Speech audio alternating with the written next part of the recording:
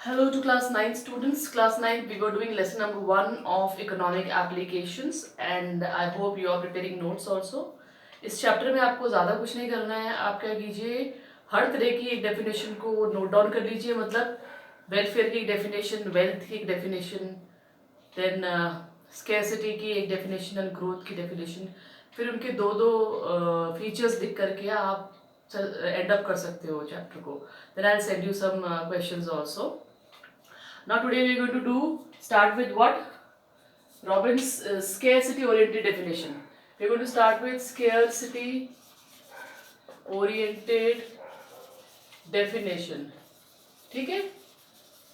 पहले ये बात जरूरी है कि हम स्केर्सिटी वर्ड का मीनिंग हमें पता हो. स्केर्सिटी वर्ड का मतलब होता है किसी चीज की कमी होना, या कोई चीज जब लिमिटेड होती है तो उसको हम स्केर्सिटी कहते हैं. Like we can say take an example that petrol is scarce in nature. Petrol जो है वो लिमिटेड है. कोई भी चीज़ जो लिमिटेड होती है और थोड़ा वो कभी खत्म हो सकती है, that is what known as scarcity. So Robbins ने डेफिनेशन दी है स्केर्सिटी से जुड़ी हुई. वो कहते हैं economics is a science which studies human behaviour. अब रॉबिन्स क्या बोलते हैं? Robbins is a economist. He was economist. He is a economist. उनकी काफ़ी फेमस इकोनॉमिस्ट है और उन्होंने जो इकोनॉमिक्स की डेफिनेशन देनी शुरू की तो उन्होंने क्या किया, स्केर्सिटी ओरिएंटेड डेफिनेशन देनी शुरू करी. कहने का मतलब ये था कि सारे के सारे जो रिसोर्सेज हैं, सारे के सारे जो मीन्स हैं, अब आप बोलेंगे रिसोर्सेज क्या? रिसोर्सेज वो सारी चीज़ें हैं जो प्रोडक्शन के काम आती हैं. हर चीज़ एक रिसोर्स है. पानी, हवा, मिट्टी, नदी, ज़मीन, इंसान, पेट्रोल, कोयला, एवरीथिंग इज अ रिसोर्स. तो हर चीज़ को हम रिसोर्स कहते हैं और रिसोर्स क्या है? लिमिटेड है. और इन रिसोर्सेज से ही क्या चलती है? इकोनॉमी चलती है. रिसोर्सेज के ही वजह से प्रोडक्शन वगैरह सब कुछ होता है, तो इनसे इकोनॉमी चलती है. तो रॉबिन्स का कहना था कि जो इकोनॉमिक्स है वो स्टडी है कि हम रिसोर्सेज को जो कि लिमिटेड है, स्केर्स है, उनका बेस्ट इस्तेमाल किस प्रकार करें कि हम बेस्ट प्रोडक्शन उससे निकाल सके. Economics is science which studies, Robins ने कहा था economics, right, economics is a science which studies,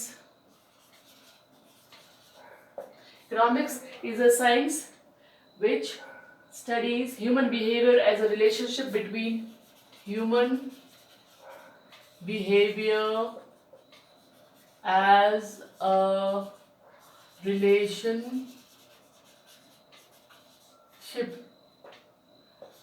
between,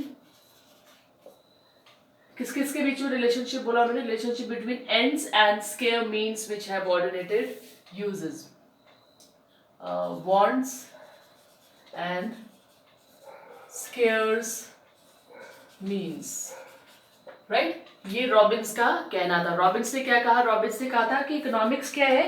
economics study है. किसकी स्टडी है? इकोनॉमिक्स स्टडी है, एक साइंस है जो स्टडी करती है, विच स्टडीज ह्यूमन बिहेवियर, जो ह्यूमन बिहेवियर, लोगों के बिहेवियर को स्टडी करती है एज अ रिलेशनशिप वांट्स और स्केर्स मीन के बीच में. हमारी जो वांट्स है वो क्या है? हमारी जो इच्छाएं हैं, हमारी जो वांट्स हैं ये नेवर एंडिंग है. ये क्या है? नेवर एंडिंग है. ठीक है, ये कभी खत्म नहीं होती, राइट. हमारी जो इच्छाएं कभी खत्म नहीं होती. आज हमने कोई हमारी इच्छा है, हमें वो मिल जाता है तो फिर हमारी दूसरी इच्छा जागृत हो जाती है. Then we always keep on demanding something. That's why it is said that wants are what? Never ending. Demands are what? Never ending. उनका कोई एंड ही नहीं है. लेकिन इनको पूरा करने के लिए जो रिसोर्सेज है, बट रिसोर्सेज क्या है? स्केर्स है. रिसोर्सेज क्या है?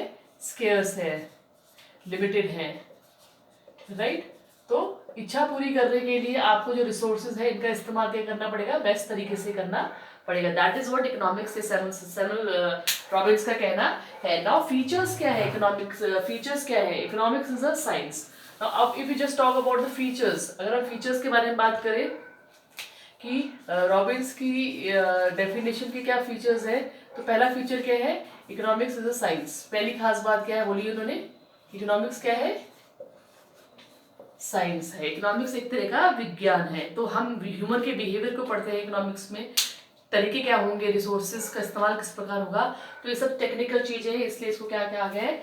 साइंस का नाम दिया गया है, right. Man has unlimited wants. दूसरा जो है फीचर है वो क्या है? Wants are are unlimited, wants are unlimited.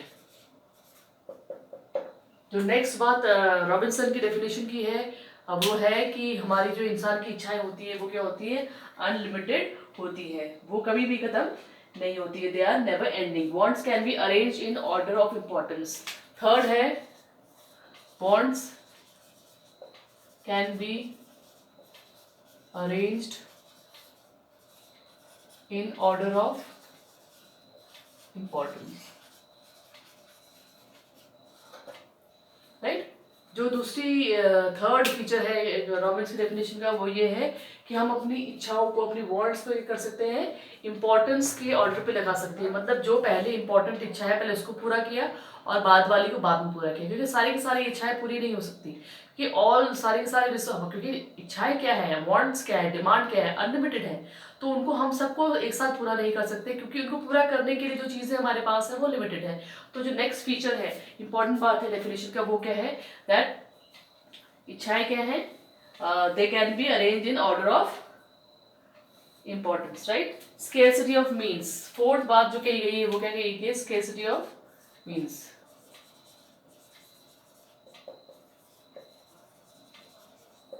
Scarcity of means मतलब रिसोर्सेज जो है, मीन्स का मतलब होता है रिसोर्सेज, ठीक है, इसका मतलब रिसोर्सेज भी होता है, जो रिसोर्सेज है वो क्या है, स्केर्स है, मतलब लिमिटेड है। यही तो उसका थ्योरी का मेन पार्ट है कि रिसोर्सेज क्या है, लिमिटेड है। मीन्स हैव ऑल्टरनेटिव यूजेस, और जो रिसोर्सेज है, रिसोर्सेज के क्या होते हैं, हैज ऑल्टरनेटिव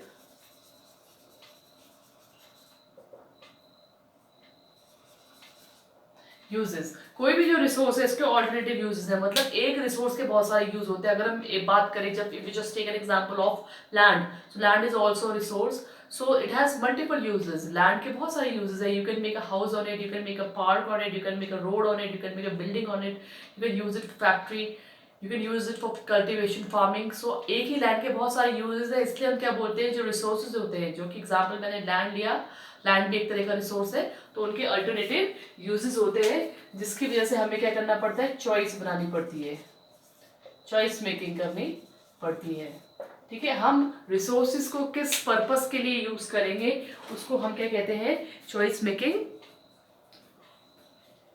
कहते हैं, right. So this is the definition given by Robins. Robins की डेफिनेशन वेलफेयर कौन सी है आपकी डेफिनेशन, स्केर्सिटी ओरिएंटेड। रॉबिन्स का कहना था दैट रिसोर्सेज आर स्केर्स, और इनको इकोनॉमिक्स क्या क्या डिफाइन किया, economics is science which studies human behaviour as a relationship between want and scarce means, right. Features है economics is a science. It is important to note that economics is a science. Robins का कहना था economics क्या है, एक science होती है। wants are limited, Robins की जो डेफिनेशन की दूसरी खास बात है वो है कि wants क्या है, अनलिमिटेड होती है, कभी भी wants पूरी आपकी नहीं होती है, आपकी जब एक इच्छा पूरी होती है तो आप दूसरी की तरफ जाते हैं। थर्ड इंपॉर्टेंट बात है, want can be arranged in order of importance, right. Fourth is scarcity of means, that resources are what, scarce. Next is resources of alternative uses, resources के बहुत सारे यूजेस होते हैं एंड चॉइस करनी पड़ती है आपको, क्योंकि रिसोर्सेज के बहुत सारे यूजेस हैं। Now this is the last definition, last type of definition, that is growth oriented definition. We are going to do what, growth oriented definition, right. So growth oriented definition जो है was given by Professor Samuelson. Professor किसने दिए, Samuelson ने दिए।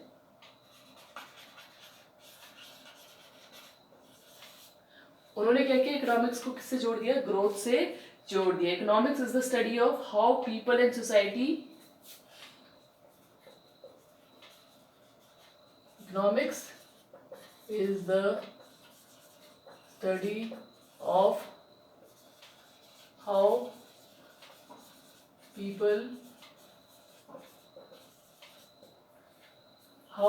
people and society end up choosing with or without use of money. Uses resources for growth of economy,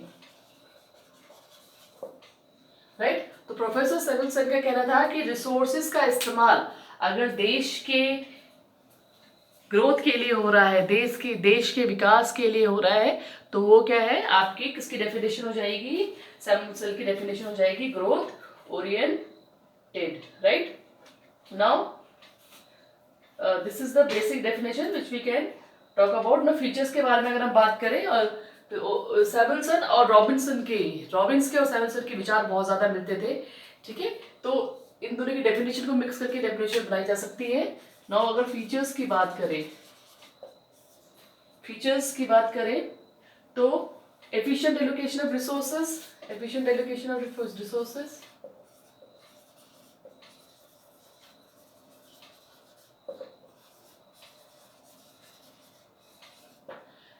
uses of resource का मतलब क्या है कि जो रिसोर्स आपके पास है उनको क्या किया जाए, एफिशिएंटली यूज किया जाए, मतलब बहुत ही सही तरीके से इस्तेमाल किया जाए, right.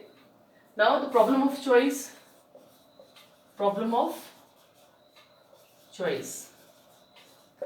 As the resources have alternative uses, तो ये डिसाइड करना बहुत जरूरी हो जाता है कि हम रिसोर्स को किस चीज के लिए इस्तेमाल करेंगे, जिसे हम क्या कहते हैं, प्रॉब्लम ऑफ चॉइस कहते हैं। Improvement in resources allocation,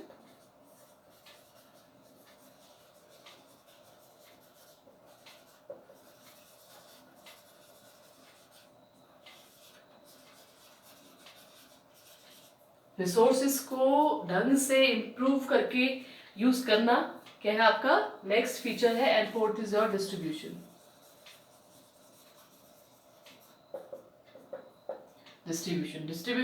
that is whatever you are producing out of the resources, to distribute them among the people, among the nation, among the people of the country is the another important feature of what growth oriented definition of Samuelson, right? Now children, in the first chapter of economic application basically थोड़ा बहुत idea दिया गया आपको कि economics को शुरुआत से लेकर के अब तक कितने तरह से डिफाइन किया गया है। एंड आप जो मेन डेफिनेशन लर्न करनी है तो you can learn the definition of growth oriented. And वैसे एग्जाम में आपसे कोई भी एक डेफिनेशन पूछी जा सकती है, बट अगर आपको इनिशियली डिफिकल्टी हो रही लर्न करने में तो आप कोई भी एक से दो डेफिनेशंस को लर्न कर सकते हो, ठीक है। नाउ तो नेक्स्ट चैप्टर जो होगा lesson number 2 will be starting, and that is I think types of economy है या वर्किंग ऑफ इकोनॉमी है, बेसिक्स ऑफ इकोनॉमी है, कॉन्सेप्ट ऑफ इकोनॉमी है, that is we are going to start with, right children. So I think tomorrow we'll be starting with the next chapter, and till then keep completing your notes. Thank you class.